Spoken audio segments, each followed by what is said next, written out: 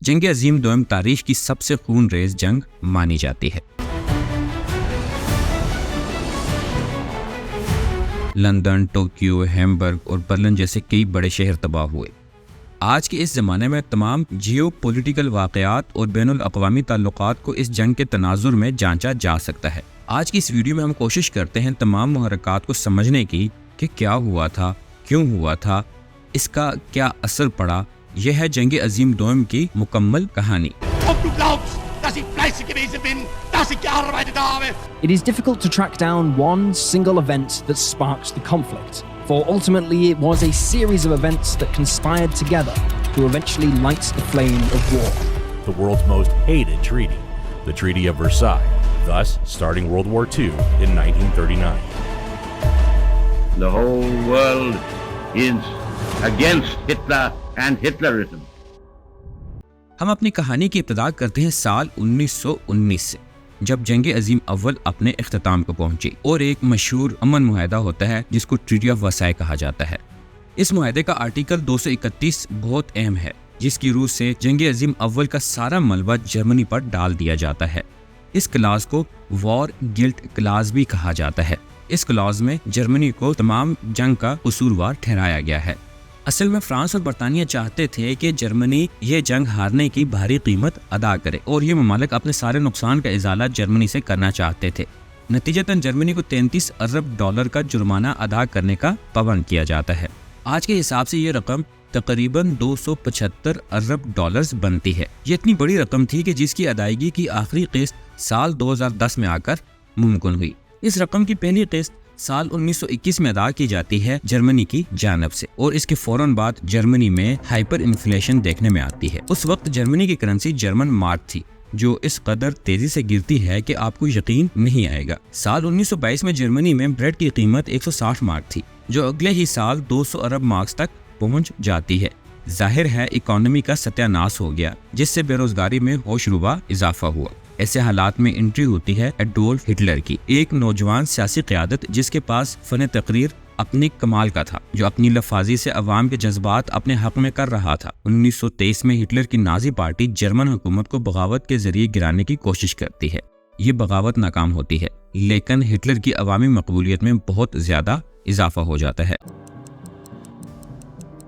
عوام میں افواہیں پھیلائی جاتی ہیں کہ جرمنی کو بین الاقوامی سطح پر جس ہزیمت کا سامنا کرنا پڑا، اس کی وجہ ملک میں رہنے والے ملک دشمن عناصر ہیں۔ عوام پریشان تھی، حالات بہت خراب تھے، ایسے میں ان کا بہکاوے میں آ جانا بہت آسان تھا۔ ہٹلر کا کہنا تھا کہ ملک میں بسنے والے یہودی اور سوشلسٹ یعنی اشتراکی ملک کی بدنامی کا باعث ہیں۔ اگلے 10 سالوں تک پروپیگنڈا کیا جاتا ہے، میڈیا کو خرید کیا جاتا ہے، نفرت انگیز تقاریر کی جاتی ہیں، لوگوں کو ابھارا جاتا ہے۔ 1922 میں گریٹ ڈپریشن بھی دیکھنے میں آتا ہے، جس سے بے روزگاری کی حالت بد سے بدتر ہو جاتی ہے۔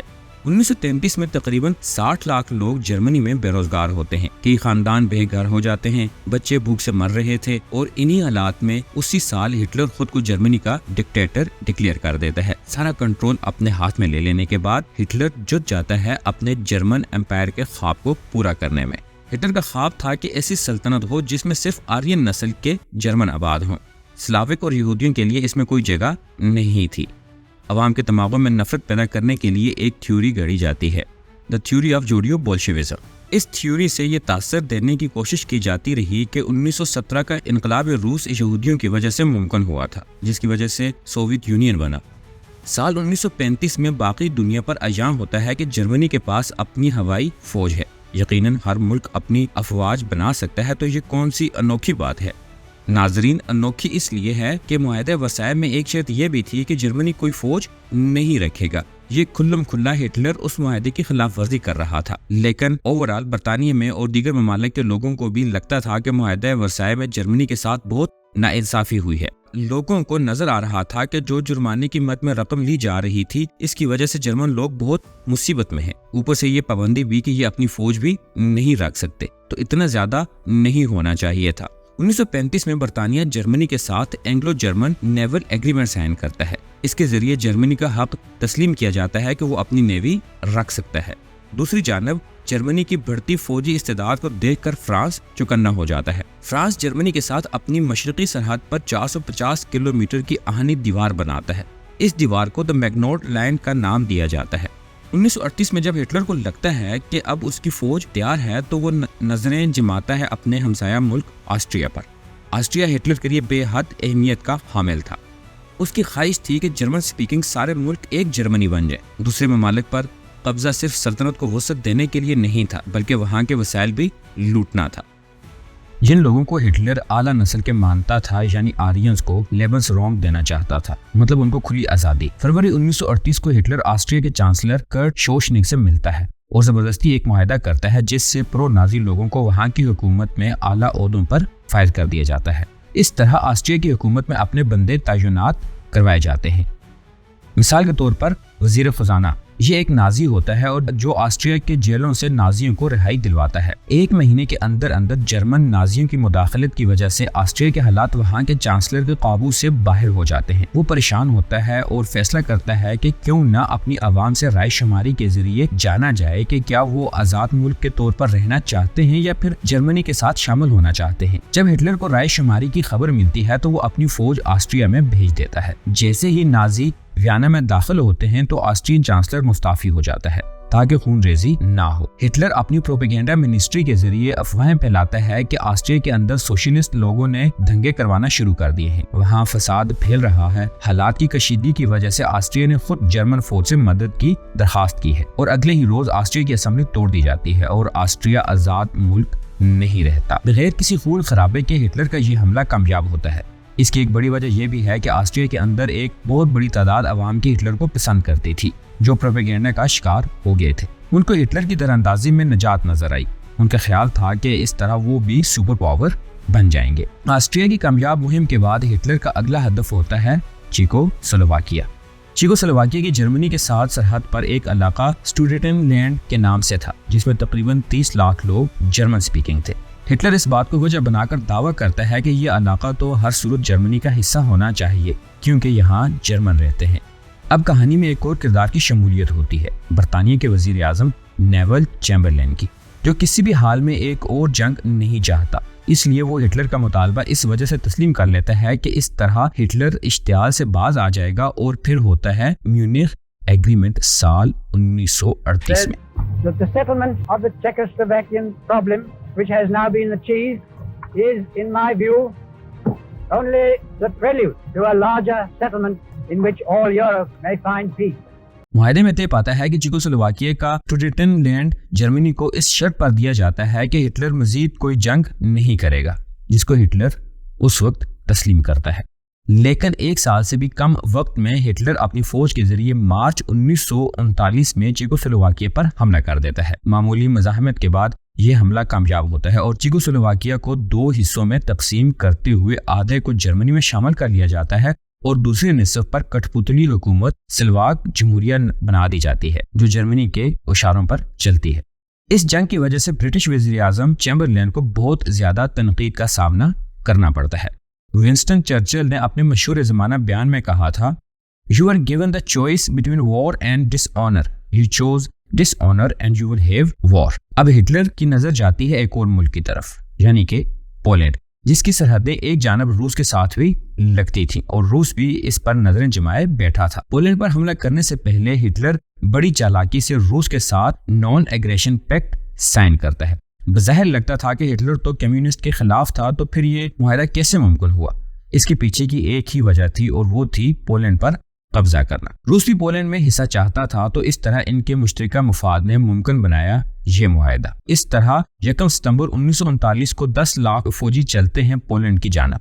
उनका प्लान ये था कि शिमाल और जनूब दोनों अतराफ से हमला किया जाए। ये सब होता देखकर बाकी मुल्क हैरान होते हैं। फ्रांस और बरतानिया की तशवीश में इजाफा होता है कि अगर हिटलर इसी तरह एक के बाद एक मुल्क पर काबज होता रहा तो अगला हदफ हम हो सकते हैं। इस तरह दुनिया का क्या बनेगा? अब हम मजीद बर्दाश्त नहीं कर सकते। बरतानिया आखिरी इंतबाह के तौर पर ऐलान करता है कि अगर जर्मनी पोलैंड पर हमला करता है तो हम भी इसके खिलाफ ऐलान जंग कर देंगे। हिटलर इस अल्टीमेटम को खतरे में नहीं लाता और पोलैंड पर हमला आवर हो जाता है। इस बिना पर बरतानिया भी जर्मनी के खिलाफ जंग का ऐलान कर देता है। इसके बाद France, Australia, New Zealand, south Africa और कनाडा भी जर्मनी के खिलाफ जंग का ऐलान कर देते हैं। बरतानवी वजीर आजम चैम्बरलेन रेडियो पर ऐलान करता है, A state of war would exist between us. I have to tell you now that no such undertaking has been received, and that consequently this country is at war with Germany. ये जो वक्त था इसमें अभी आलमी जंग शुरू नहीं हुई थी। इस दौरानिये को फोनी वार कहा जाता है। फोनी वार मतलब ज़बानी कलामी धमकियां। कहने को तो इन सब ममालिक ने जर्मनी के खिलाफ ऐलान जंग तो कर दिया था, लेकिन किसी भी मुल्क ने पोलैंड को फौजी इमदाद मुहैया नहीं की। पोलैंड की अपनी फौज भी बहुत कमजोर और पसमानदा थी। ये अभी तक घोड़ों के जरिए जंग करती थी। दूसरी जानब जर्मन फौज जदीद थी, जिसके सामने पोलिश फौज रेत की दीवार साबित हुई। 13 लाख के करीब पोलिश अवाम मुकाबले के लिए निकली थी, लेकिन एक हफ्ते से भी कम वक्त में इनको शिकस्त होगी। 8 सितंबर 1939 को जर्मनी पोलैंड पर काबज हो जाता है। नाजरीन, यहाँ हिटलर की इनकलाबी जंगी हिकमत अमली रिवोल्यूशनरी वॉरफेयर स्ट्रेटेजी का जिक्र करना बनता है, जिसको ब्लिट्जक्रीग कहा जाता है। इस हिकमत अमली के जरिए हिटलर ने बहुत सारे मुल्कों पर कामयाब हमले किए। ये ऐसी हिकमत अमली थी जिसमें रफ्तार और चालबाजी का खास ख्याल रखा जाता था, मतलब स्पीड एंड स्टेल्थ, यानी इस रफ्तार से टैंकों के साथ हमला किया जाए कि दुश्मन को संभलने का मौका ही न मिल पाए।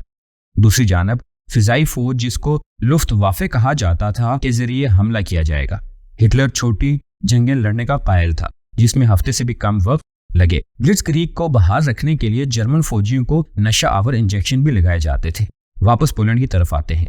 पोलैंड को 2 अतराफ से घेरा जाता है। एक जानब से जर्मनी हमला करता है और दूसरी समत से रूस।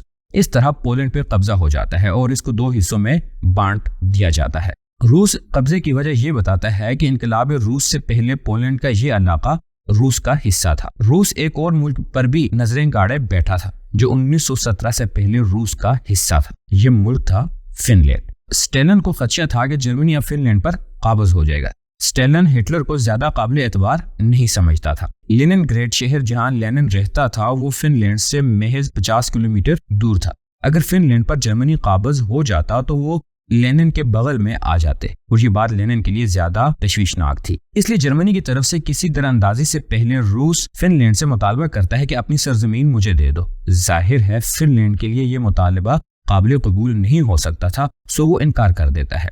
जिसके बाद रूस नवंबर 1939 में बजोर ताकत इस पर हमलावर हो जाता है। इस जंग में भी तवाज़न नहीं था। सोवियत की फौजी ताकत फिनलैंड से कई गुना ज्यादा थी। इसके बावजूद यह लड़ाई 2 महीने से ज्यादा अरसे तक चलती है, जिसमें सोवियत यूनियन को बड़ी कामयाबी नहीं मिलती। बिलाखिर ये जंग मार्च 1940 में एक मुआहदे के तहत खत्म होती है। इस मुआहदे को मॉस्को पीस ट्रीटी कहा जाता है।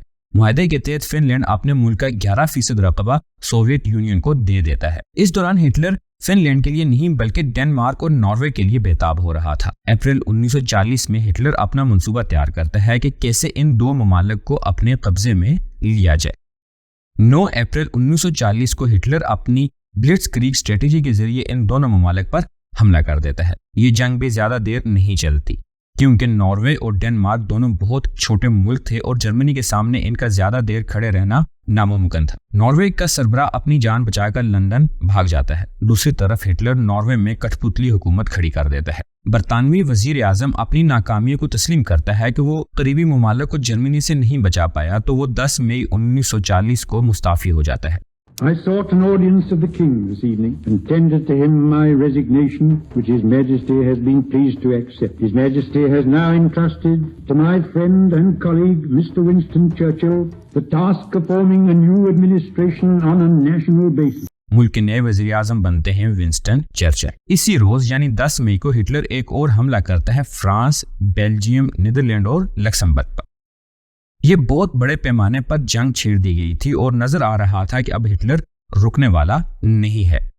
वीडियो की इब्तिदा में मैंने फ्रांस की मैग्नोट लाइन के मुतालिक बात की थी कि फ्रांस को इस हमले का पहले से अंदेशा था, जिसकी वजह से उसने एक आहनी दीवार खड़ी कर दी थी। फ्रांसीसी फौज मुल्क के दिफा के लिए इस दीवार के साथ साथ मोर्चा बंदी कर देती है। That the fate of Holland and Belgium, like that of Poland, Czechoslovakia and Austria, will be decided by the victory of the British Empire.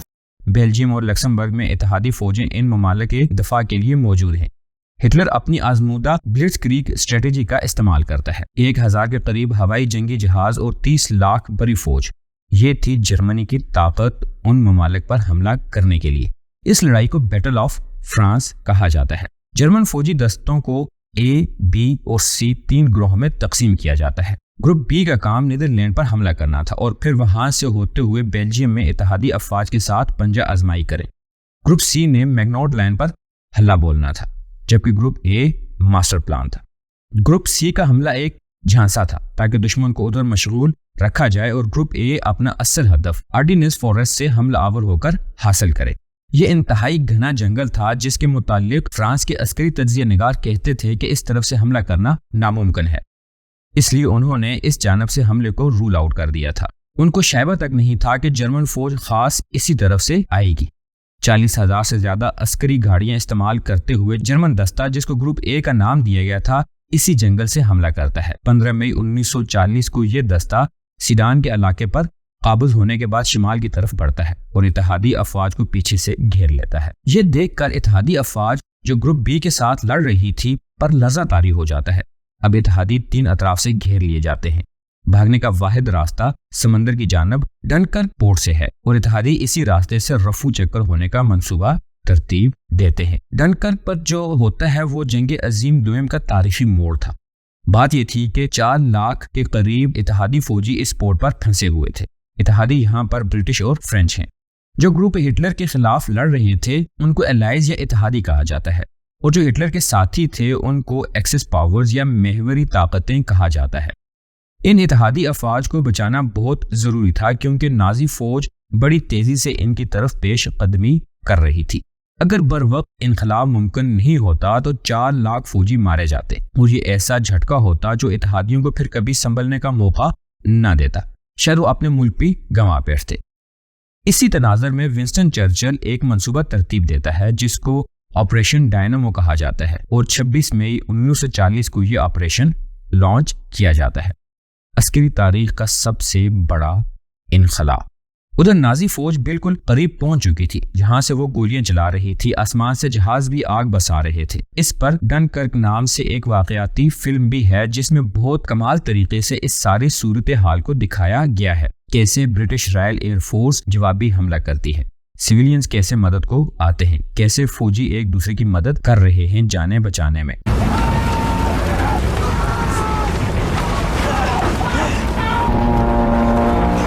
4 جون 1940 کو 3.5 لاکھ فوجیوں کا انخلا کر دیا جاتا ہے، لیکن برا یہ ہوتا ہے کہ اتحادی افواج کا عسکری اور جنگی سامان اس انخلا کے دوران تقریباً ختم ہو جاتا ہے، اور پھر 22 جون 1940 کو فرانس ہتھیار ڈال دیتا ہے ہٹلر کے سامنے، یعنی فرانس سرنڈر کر جاتا ہے۔ اسی دوران میسولینی جو ایک آمر تھا اس کی حکومت تھی اٹلی پہ، جو ہٹلر سے بہت زیادہ متاثر تھا اور فرانس کے ساتھ جنگ میں ہٹلر کے اتحادی کے طور پر سامنے آیا۔ اس اتحاد کو پیکٹ آف سٹیل کہا جاتا ہے۔ یہ دونوں ملک فرانس اور برطانیہ کے خلاف 10 جون کو اعلان جنگ کرتے ہیں۔ جولائی 1940 تک صورتحال یہ ہے کہ ہٹلر اپنے پڑوس کے تقریباً سبھی ممالک پر قابض ہو چکا ہے: Austria, Poland, Denmark, Norway, Belgium, Luxembourg, Netherland اور فرانس۔ تاریخ کے اس موڑ پر یورپ میں صرف 3 بڑے ملک رہ جاتے ہیں: ہٹلر کا جرمنی، برطانیہ اور سوویت یونین۔ جرمنی اور سوویت یونین کے درمیان ایک امن معاہدہ ہے، اس لیے ہٹلر سوویت یونین سے بے خوف ہے، کیونکہ معاہدے کی روح سے وہ کبھی ہٹلر کے خلاف جنگ نہیں کریں گے۔ اب ہٹلر کا اکلوتا حریف برطانیہ رہ جاتا ہے۔ اگر کسی کے ذہن میں امریکہ کے متعلق سوالات ہیں تو بتاتا چلوں کہ جنگ عظیم دوئم میں امریکہ شروع میں شامل نہیں تھا۔ جنگ عظیم اول کے بعد اپنے ہاتھ پیچھے باندھ لیتا ہے، اس کو اس جنگ میں اپنا کوئی مفاد نظر نہیں آتا۔ اگر اسی مقام پر جنگ روک دی جاتی اور ہٹلر مزید مہم جوئی کا ارادہ تک کرتا تو وہ جنگ مکمل طور پر جیت چکا تھا، اس کا پلڑا بہت بھاری تھا۔ پھر سوال جنم لیتا ہے کہ ایسا کیا ہوتا ہے کہ بازی پلٹ جاتی ہے؟ جیتا ہوا جرمنی کیسے برطانیہ سے ہار جاتا ہے؟ We shall fight on the landing grounds. We shall fight in the fields and in the streets. We shall fight in the hills. We shall never surrender. اس سب پر بات کریں گے اس ویڈیو کے اگلے حصے میں، یعنی پارٹ 2 میں۔